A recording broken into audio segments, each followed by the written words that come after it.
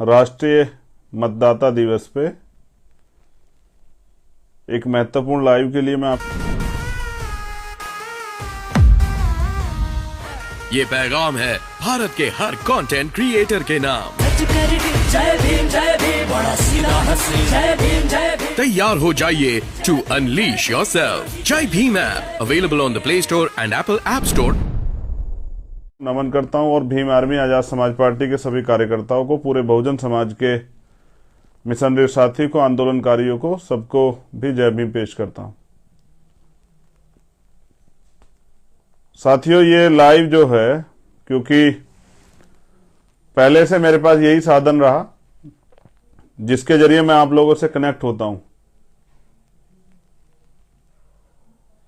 और मैं समझता हूं कि सोशल मीडिया एक वरदान है, एक अवसर है जिससे वंचित वर्ग के लोगों को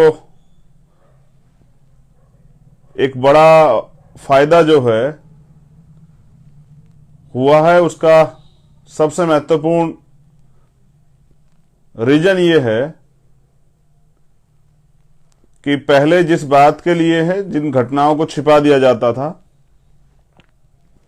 जिन घटनाओं पे पर्दा डाल दिया जाता था, मेन स्ट्रीम मीडिया नहीं दिखाती थी, आज बहुजन मीडिया के जरिए, यूट्यूब के जरिए, फेसबुक के जरिए, इंस्टाग्राम के जरिए वो सारी चीजें एक सेकंड में, एक मिनट में पूरे देश दुनिया तक चली जाती है। आज मैं यहां बैठा हूं और लाइव कर रहा हूं तो दुनिया में बैठे लोग मुझे आसानी से देख सकते हैं। तो यानी कि विज्ञान ने हमें बहुत कुछ दिया है। मैं कुछ अपील भी करूंगा। देखिए, मेरे पास आपको अपनी बात पहुंचाने का मेन स्ट्रीम मीडिया पे या जिस भी टीवी चैनल पे मैं बैठता हूं तो वो एक बहुत कम समय होता है। उस समय में मुझे उनके सवाल का जवाब भी देने होते हैं और आपसे बात भी करनी होती है, आप तक भी अपनी बात पहुंचानी होती है। लेकिन ये एक ऐसा प्लेटफॉर्म है जिसके जरिए लाखों लाखों लोगों तक मेरी बात बहुत आसानी से पहुंच जाती। मुझे इस बात पे को कहते हुए बड़ी खुशी है कि भीम आर्मी आजाद समाज पार्टी के समर्पित, ईमानदार और मेहनती साथियों की वजह से आज ये आंदोलन और मेरे जैसे हजारों लोगों को पूरे देश में पहचान मिली और ये आंदोलन भी आगे बढ़ रहा है। आजाद समाज पार्टी काशीराम कोई दल नहीं है, ये एक आंदोलन है जो हमारे संतों, गुरुओं और महान महानायकों के सपनों पर आधारित है, जिसको लेके हम सब लोग चल रहे हैं।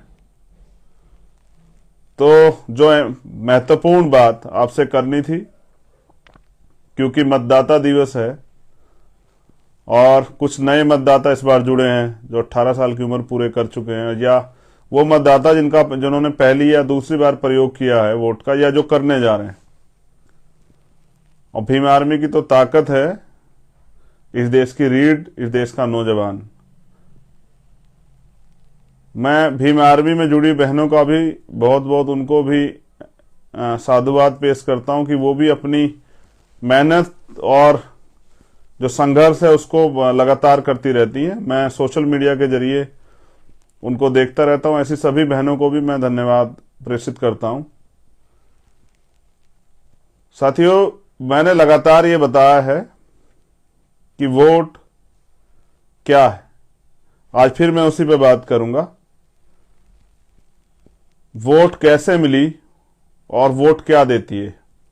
सबसे पहले हम बात करें वोट की, तो वोट देने का अधिकार संविधान आने से पहले सब लोगों को नहीं था, और जब संविधान में भी वोट का प्रोविजन पे बात हुई तो डॉक्टर बाबा साहब अम्बेडकर तमाम लोगों को सहमत करते रहे इस बात पे कि हर वयस्क आदमी को मतदान का अधिकार मिलना चाहिए। जबकि बड़े पैमाने पे लोगों की मांग थी कि मतदान का अधिकार सिर्फ और सिर्फ उन लोगों को मिले जो जमींदार हैं, जो पढ़े लिखे हैं, जो टैक्स पे करते हैं, या जो बहुत पैसे वाले लोग हैं।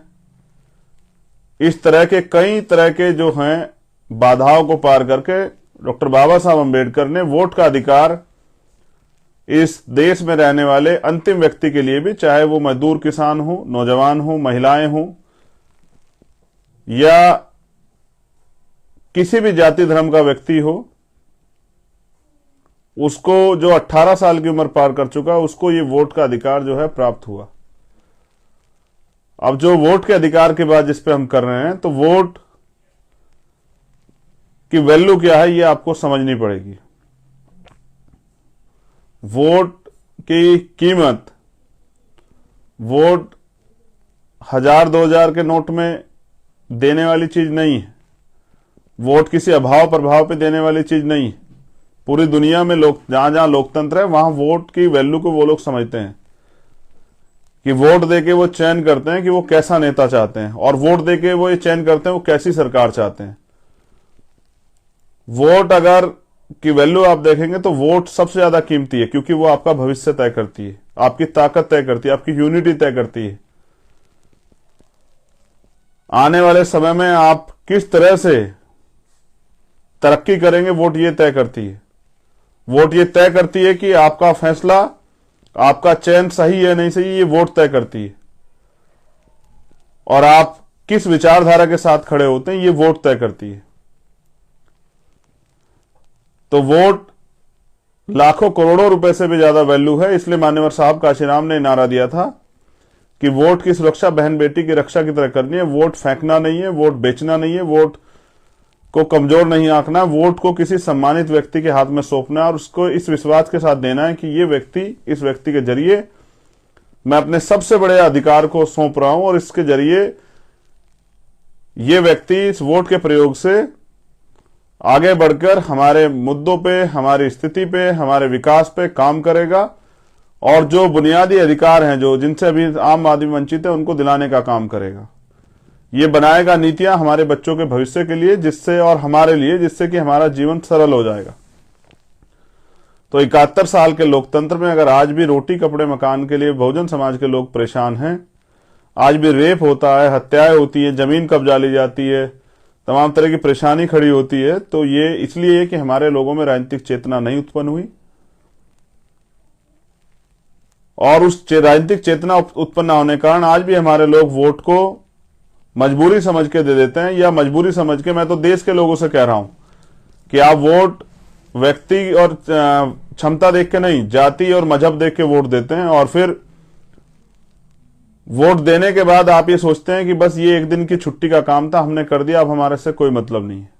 अब फिर आप इंतजार करते हैं कि दोबारा फिर इलेक्शन आएगा और फिर आपको वोट देने का मौका मिलेगा, और फिर एक दिन जाके आप थोड़ी देर वोट देके फिर आप घूमने निकलेंगे, अपना कोई काम करेंगे। ये आपके लिए जस्ट लाइक एक हॉलीडे, एक लगभग एक छुट्टी है, आप इसे छुट्टी का दिन मानते हैं।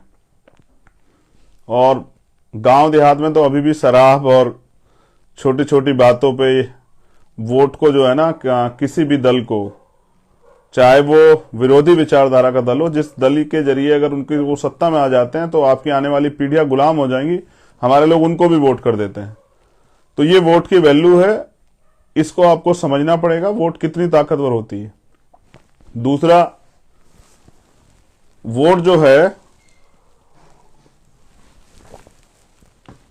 वोट की सुरक्षा। अब आपके हाथ में वोट है और आप भी हिस्सेदार हो गए इस देश की तरक्की के। गलत चयन करेंगे तो वो देश पीछे जाएगा, आप पीछे जाएंगे, समस्याएं खड़ी होंगी। सही चयन करेंगे, देश आगे जाएगा, आप आगे जाएंगे, देश विकास करेगा और देश खुशहाल होगा।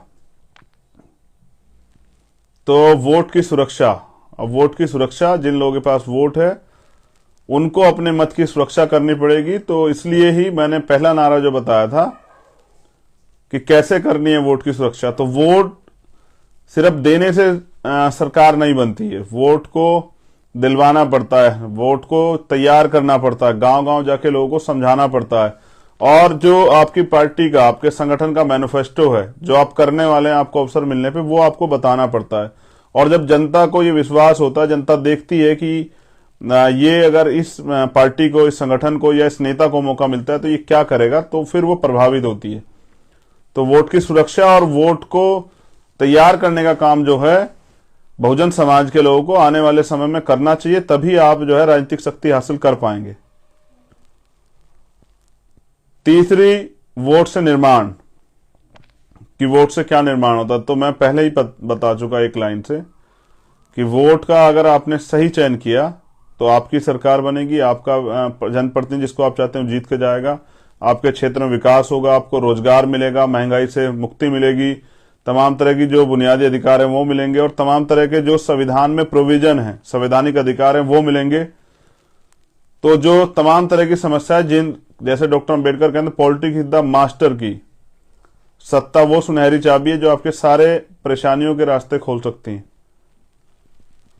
तो वोट से निर्माण होता है शक्ति का, और शक्ति से होता है परिवर्तन। अगर आप तमाम तरह की परेशानियों से, चाहे वो जातिवाद हो, चाहे वो किसी भी तरह का डिस्क्रिमिनेशन हो, भेदभाव हो, किसी भी तरह का जो है वो एट्रोसिटी हो, किसी भी तरह की और कोई समस्या हो, तो वो सब चीजें अगर आप अच्छी व्यक्ति को वोट देते हैं तो वो सब चीजें बदलाव हो सकता है। उस बदलाव के जरिए एक नया परिवर्तन, एक नई सोच, और एक आज की भ्रष्ट राजनीति में, पैसे की राजनीति में बहुत सारे परिवर्तन होने की संभावनाएं प्रबल हैं।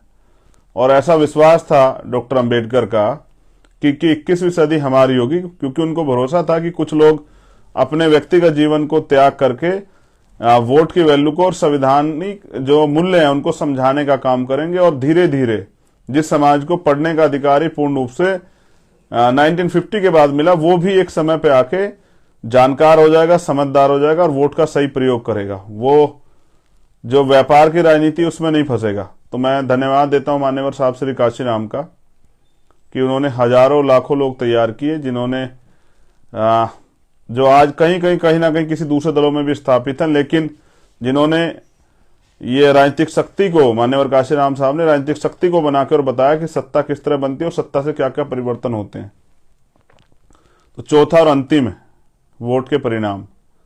सोचिए आपने गलत व्यक्ति को वोट दिया, अब गलत व्यक्ति सरकार में आ गया, गलत सरकार बनी, तो फिर ऐसे कानून बनते जैसे किसानों के खिलाफ बने जो किसान नहीं चाहते थे, ऐसे कानून बनते हैं जो मुस्लिम भाइयों के खिलाफ बने, जो देश को बांटने वाले हैं, जो संविधान के खिलाफ हैं, ऐसे कानून बनते जैसे आर्थिक आधार पर आरक्षण का कानून बना, जो कॉन्स्टिट्यूशनल जो वैल्यू है, संवैधानिक मूल्य है, संविधान का जो प्रस्तावना है, संविधान का जो प्रस्ताव है रिजर्वेशन पे, वो उसकी हत्या करता है। इस तरह के तमाम तरह से, जैसे लेटरल एंट्री होती है, जिस तरह से आज भी सफाई कर्मचारियों को मजबूरी में ये सब काम करने पड़ते हैं, संविदा और सब चीजें करके सरकारी नौकरी खत्म किया जा रहा है, और जैसे निजीकरण के नाम पे जो है ना सारे सरकार सिस्टम खत्म करके चंद पूंजीपतियों के हाथ में सौंपा जा रहा है।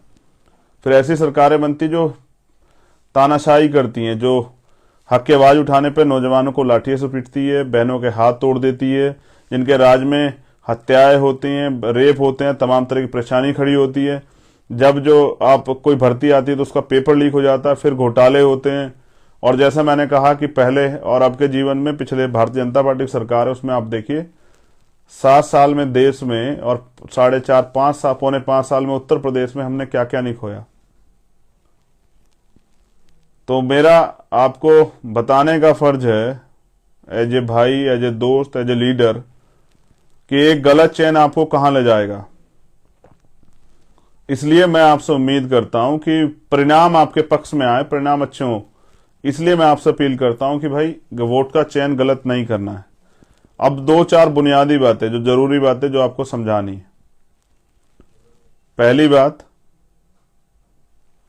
आजाद समाज पार्टी के ईमानदार, समर्पित और वो मेहनती नौजवान जो भीम आर्मी के माध्यम से 5 साल सड़कों पे काम किए, जेल गए, मुकदमे झेले, तमाम तरह की परेशानी झेली, आंदोलन किए, न्याय दिलाने का काम किया, सारी मुसीबतों में आपके साथ खड़े रहे। आपको चयन करना है। वो गरीब जरूर हैं लेकिन धोखेबाज नहीं है। एक तरफ वो लोग हैं जो पैसे पे टिकट लाए या पैसे पे आधार राजनीति कर रहे हैं, जो 2-4 करोड़ रुपए खर्च करेंगे। एक तरफ हमारे प्रत्याशी, जिनमें मैं खुद भी हूं गोरखपुर से, जो मेहनत करेंगे, अपनी बात को जाकर समझाएंगे, और जो एक वोट एक नोट, यानी कि उसी जनता से जिसका काम करना है, जिसके लिए खड़ा होना है, उनसे ही वोट के साथ नोट की अपील भी करेंगे।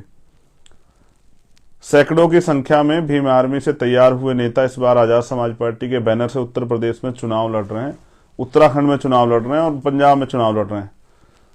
उनकी हालत बहुत अच्छी नहीं, लेकिन उनके हौसले बहुत मजबूत हैं। वो आंदोलन विचारधारा से जुड़े लोग हैं, उन्होंने घुटने नहीं टेके हैं। और मैं समझता हूं कि घुटनों के बल चलने से अच्छा है आंख से आंख मिला के, सीना तान के खड़े होकर लड़ना।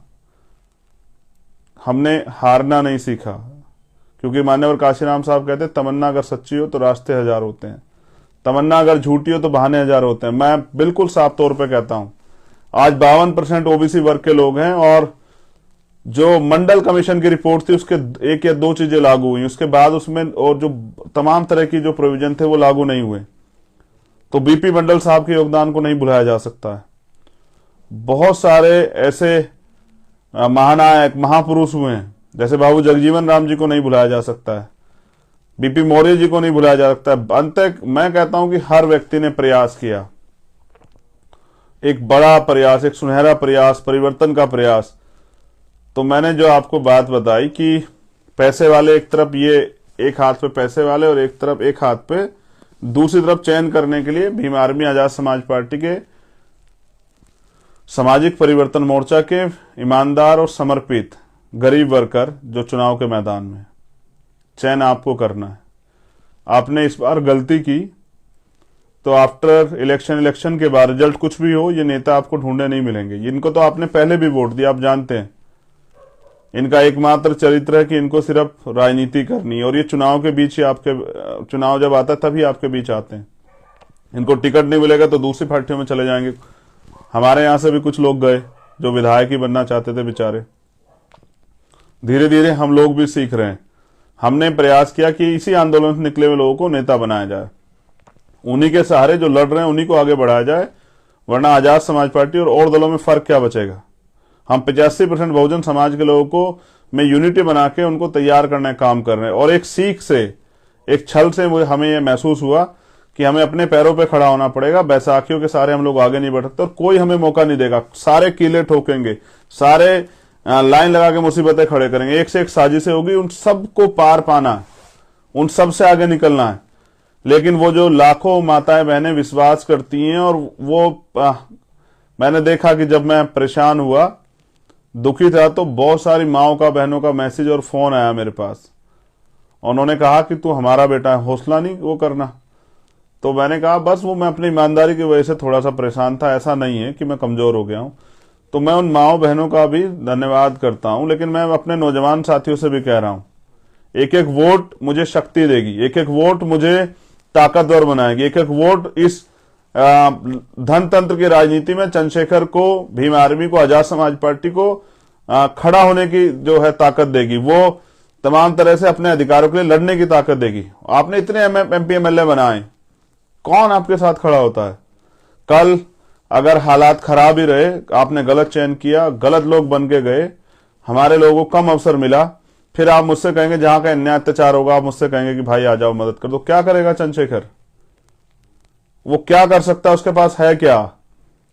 अपने लोगों के मरने के बाद उनकी लाशों को गोद में उठा के न्याय दिलाने के लिए, लड़ने के लिए उसके पास है क्या? इसलिए मैं आपसे कह रहा हूं कि मैं राजनीतिक शक्ति चाहता हूं परिवर्तन के लिए। अगर आप चाहते हैं कि मैं बहुत कुछ अच्छा करूं, तो आपको मुझे अवसर देना पड़ेगा, जैसे आपने औरों को दिया।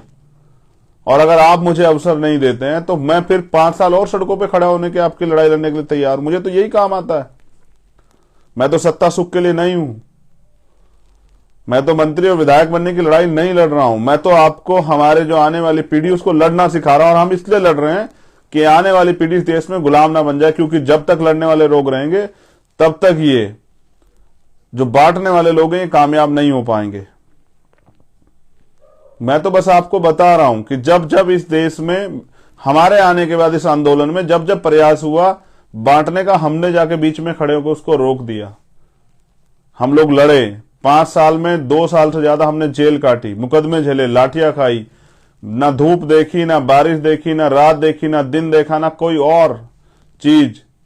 ना जेल से डरे, ना मुकदमों से डरे, ना हथकड़ी से डरे, किसी चीज से नहीं डरे। डरते हैं तो अभी आप लोग तैयार नहीं हुए, इस बात से डरते हैं। मैं ये कह रहा हूं कि बदला क्या 71 साल की राजनीति में आपके हिस्से में क्या आया है? जिसको वोट आप लगातार देते हैं वो विधायक बनता रहा, वो एमपी बनता रहा, वो पैसे वाला बनता रहा, पैसे की धनतंत्र की राजनीति हावी होती रही। हजारों लाखों लोग जो आज नौकरी के लिए लड़ रहे हैं, वो कल फिर लड़ेंगे अगर उन्होंने गलत चयन किया। ऐसे नेताओं को आगे बढ़ाने से बढ़िया जिनका अंतिम उद्देश्य सिर्फ राजनीतिक व्यवस्था में बने रहना है और अपने आप को ताकतवर बनाना है, पैसे वाला बनाना है, उनसे बेहतर प्रत्याशी हमने उतारे हैं। मैं फिर कह रहा हूं, वो गरीब जरूर है लेकिन वो धोखेबाज नहीं है। वो गरीब जरूर है लेकिन उनके अंदर छल नहीं है। वो लड़ना चाहते हैं और वो राजनीतिक शक्ति चाहते हैं। कोई नहीं लड़ रहा है पूरे उत्तर प्रदेश में। जहां भी आजाद समाज पार्टी भीम आर्मी का प्रत्याशी, वो सब चंद्रशेखर आजाद है। कोई नहीं लड़ रहा है और सिर्फ चंद्रशेखर आजाद लड़ रहा है और वो अपनी बहनों से, माओं से, अपने भाइयों से, अपने बुजुर्गों से आशीर्वाद चाहता है और वो चाहता है राजनीतिक शक्ति परिवर्तन के लिए। एक एक कार्यकर्ता, मैंने पहले कहा था, हजारों हजारों विरोधियों पे भारी पड़ेंगे जब वो उतरेंगे फील्ड में, जब वो अपनी शक्ति के साथ उतरेंगे और अपने विश्वास के साथ उतरेंगे। एक एक जो मेरा विधायक जीत के जाएगा इस आंदोलन से, वो सौ विधायकों पे भारी पड़ेगा। ये पैसे वाले लोग, ये बड़े बड़े गाड़ी बंगले वाले लोग आपके बीच आएंगे, अभी आपके पैर छुएंगे, आपको दादी, चाची, बुआ, बहन, माँ, बहन और पता नहीं क्या करेंगे, आपके पैर पकड़ेंगे, आपको चाचा, ताऊ, फूफा, भाई, दोस्त, छोटे भाई, पता नहीं क्या क्या बताएंगे। लेकिन आप चुनाव के बाद आप इनको ढूंढो से भी ढूंढने, लैंटर्न लेके भी, दीवा लेके ढूंढोगे तो आपको मिलेंगे नहीं। इनके घर के दरवाजे आपके लिए बंद हो जाएं, क्योंकि आप इनके लिए मात्र एक वोटर हैं और मेरे लिए आप मेरा परिवार हैं। इस प्रदेश की तरक्की के लिए जितना कुछ हम लोग कर सकते थे हम लोग कर रहे हैं। मेरे सभी प्रत्याशी सक्षम नहीं है। कुछ प्रत्याशी ऐसे भी जिन पे जो हेलीकॉप्टर की व्यवस्था भी कर सकते, कुछ प्रत्याशी ऐसे हैं जो मेरे लिए गाड़ी की व्यवस्था भी नहीं कर सकते हैं, कुछ प्रत्याशी ऐसे हैं जो अपने दम पे मजबूती से चुनाव लड़ सकते हैं, दूसरे साथी की मदद कर सकते हैं, कुछ प्रत्याशी ऐसे हैं जो बेचारे चंदा मांग मांग के लड़ेंगे। लेकिन मैं उनके हौसलों को सलाम करता हूं कि उन्होंने कमजोर नहीं पड़ने दिया। 10 दिन में फिर से वो अपने पैरों पर खड़े और उन्होंने विश्वास दिलाया।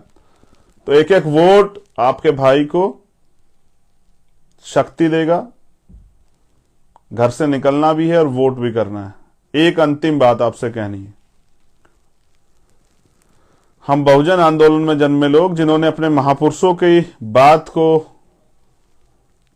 उनके जीवन को आदर्श समझ के उनके सिद्धांतों पर चलने की बात की है और जो चल रहे हैं, मैं आपसे अपील करता हूं भीम आर्मी आजाद समाज पर सभी कार्यकर्ताओं से, किसी का विरोध करने में, किसी को अपशब्द कहने में, और ये जो लोग आपको जानबूझ के कहते हैं कि आपका समय खराब हो, जो लोग चाहते हैं कि वो आप लोग उनमें ही